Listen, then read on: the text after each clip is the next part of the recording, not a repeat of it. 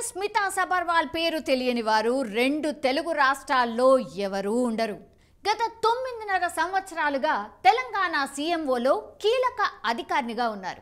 CM KCR ఆమెకు కీలక బాధ్యతలు కూడా అప్పగించారు. నీటిపారుదల ప్రాజెక్టుల పురోగతిని ఆమె హెలికాప్టర్లో వెళ్లి మరీ సందర్శించారు. ఎప్పటికప్పుడు ఆయా పనులపై కేసీఆర్కి నివేదిక అందజేసేవారు. అంతేకాదు, కొత్త ప్రాజెక్టులు చేపట్టిన స్కీమ్లు పనితీరు స్మితా సూచనలు చేస్తూ వాటి అమలు తీరును పరిశీలించి అప్పటి సీఎం కేసీఆర్కు తెలియజేసేవారు. సీఎం పెట్టే ఏ సమీక్ష అయినా స్మితా సబర్వాల్ ఉండాల్సిందే. కేసీఆర్ ఏరి కోరి స్మితా సబర్వాల్ను తెచ్చుకున్నారు. ఎందుకంటే ఆమె పీపుల్స్ ఆఫీసర్గా పేరు తెచ్చుకున్నారు. కరీంనగర్, మెదక్, వరంగల్లో ఆమె పనిచేసినప్పుడు ఆమె అనూహ్య మార్పులను తీసుకొచ్చారు.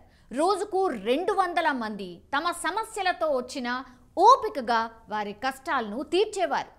ఆమె కలెక్టర్గా ఉన్నారంటే జిల్లా ఆసుపత్రి నుంచి ఆర్డీఓ ఆఫీస్ వరకు, మున్సిపల్ ఆఫీస్ నుంచి ప్రభుత్వ కార్యాలయాల వరకు పక్కడ్బందీగా జరిగేవి. స్మితా భర్త ఐపీఎస్ అయితే స్మిత చిన్నతనం నుంచే చదువులో చాలా షార్ప్.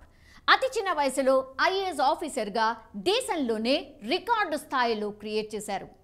స్మితా సబర్వాల్ అంటే వేరే రాష్ట్రానికి చెందిన సివిల్ సర్వెంట్ అనుకుంటూ ఉంటారు చాలామంది. కానీ వారి కుటుంబం సికింద్రాబాద్లోనే సెట్ అయింది. స్మితా సబర్వాల్ పశ్చిమ బెంగాల్ డార్జిలింగ్లో 1977 జూన్ 19న జన్మించారు. తండ్రి army officer colonel Pranav Das, తల్లి గురబ్ దాస్. వీరిది బెంగాలీ ఫ్యామిలీ. అయితే ఉద్యోగ నిమిత్తం వేరువేరు ప్రాంతాల్లో పెరిగారు స్మిత. సికింద్రాబాద్ సెయింట్ స్కూల్లో విద్యాభ్యాసం కూడా చేశారు. ఆమె 12th క్లాస్ ఐసీఐసీ సిలబస్లో దేశవ్యాప్తంగా నెంబర్ 1 ర్యాంక్ సాధించారు. ఇక డిగ్రీ సెయింట్ ఫ్రాన్స్ ఉమెన్స్ కాలేజీలో బీకామ్ చదివారు. చదువులో యాక్టివ్గా ఉన్న స్మితాను తన తండ్రి సివిల్ వైపు ఎంకరేజ్ చేశారు. ఆమె కూడా కష్టపడి చదివి 23 ఏళ్లకే దేశవ్యాప్తంగా 4వ ర్యాంక్ సాధించి ఉమ్మడి ఆంధ్రప్రదేశ్ క్యాడర్ను ఎంచుకుని ఇక్కడే సెటిల్ అయిపోయారు. లాల్ బహదూర్ శాస్త్రి అకాడమీలో శిక్షణ పూర్తయిన తర్వాత ఆదిలాబాద్ జిల్లా మొదటి ట్రైనీ ఆఫీసర్గా జాయిన్ అయ్యారు. అయితే ఇండిపెండెంట్ ఛార్జ్ మాత్రం చిత్తూరు మదనపల్లి సబ్ కలెక్టర్గా పనిచేసి ల్యాండ్ రెవెన్యూ మేనేజ్మెంట్ అడ్మినిస్ట్రేషన్లో అనుభవం సాధించారు. తర్వాత డిఆర్డీఏ కడపలో పనిచేశారు. తనకి పూర్తి స్థాయి పవర్ మాత్రం వరంగల్ మున్సిపల్ కార్పొరేషన్ వచ్చినప్పుడు అని చెప్పొచ్చు. ఆమె వరంగల్లో అనూహ్య మార్పులు కూడా తీసుకొచ్చారు. బస్ స్టాప్స్ కావచ్చు, ట్రాఫిక్ జంక్షన్స్ కావచ్చు, ఇక పార్కుల సుందరీకరణ కావచ్చు, వాటన్నిటినీ నిర్మించి నగర రూపురేఖల్నే పూర్తిగా మార్చేశారు స్మితా సబర్వాల్. అంతేకాదు, ఈ కార్యక్రమంలో ప్రజలను భాగస్వామ్యుల్ని కూడా చేశారు. ఆ తర్వాత విశాఖపట్నం కమర్షియల్ ట్యాక్స్ డిప్యూటీ కమిషనర్గా పనిచేశారు. కర్నూలు జాయింట్ కలెక్టర్, ఆ తర్వాత హైదరాబాద్ జాయింట్ కలెక్టర్గా పనిచేశారు. 2011లో మొదటిసారి కరీంనగర్ జిల్లా కలెక్టర్గా బాధ్యతలు స్వీకరించారు. ప్రభుత్వ ఆసుపత్రుల నిర్వహణను దగ్గర ఉండి చూసుకున్నారు. అమ్మ లాలన ప్రోగ్రాం కింద పేద గర్భిణీల ఆరోగ్యంపైనే కాదు, వారి ప్రసవాలు కూడా ప్రభుత్వ ఆసుపత్రుల్లో జరిగే విధంగా చర్యలు కూడా తీసుకున్నారు. ఇక స్మితా సబర్వాల్ చేపట్టిన వైద్య విభాగంలో మార్పులు దేశానికే రోల్ మోడల్ అని చెప్పొచ్చు. హై రిస్క్ ప్రెగ్నెన్సీ మేనేజ్మెంట్ ఇన్సెంటివ్స్ని కేంద్రం కూడా స్మితా పాలసీని ఫాలో అవ్వడమే కాదు, ఆమెకు ఏకంగా ప్రధాని అవార్డుతో సత్కరించింది కూడా. కరీంనగర్లో పబ్లిక్ టాయిలెట్స్ నుంచి రోడ్డు వెడల్పు వరకు ఎన్నో కార్యక్రమాలను అద్భుతంగా చేసేవారు స్మితా సబర్వాల్.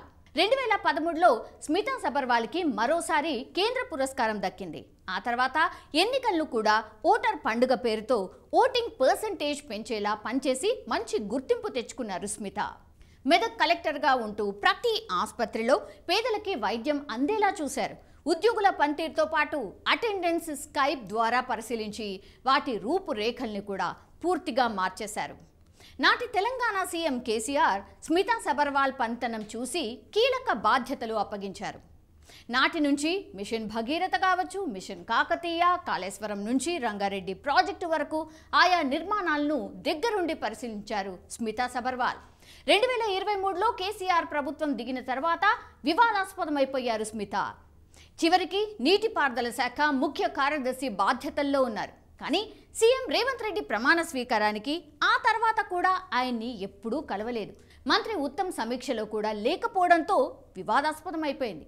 ఈ సమయంలో స్మితా సబర్వాల్కి బదులు ఆమ్రపాలి పేరు బయటకొచ్చింది. అంతేకాదు రేవంత్ రెడ్డి ప్రభుత్వంలో పనిచేయడం ఇష్టం లేక కేంద్ర సర్కార్కు డిప్యుటేషన్ మీద స్మితా వెళ్తారన్న ప్రచారం కూడా మొదలైంది. అయితే స్మితా సబర్వాల్ను వెళ్లనివ్వొద్దు అని retired IAS Akunuri Murali CM రేవంత్ని సూచించారు. నీటిపారుదల ప్రాజెక్టు పనుల నిమిత్తం దేశంలో హెలికాప్టర్లో ప్రయాణించిన ఏకైక ఐఏఎస్ ఆఫీసర్ ఆమె. వాటి వెనుక ఉన్న రహస్యాలు తెలుసని ఆయన విమర్శించారు కూడా. సో తన పనితీరు వివాదాస్పదం కావడంతో క్లారిటీ ఇచ్చారు స్మితా సబర్వాల్.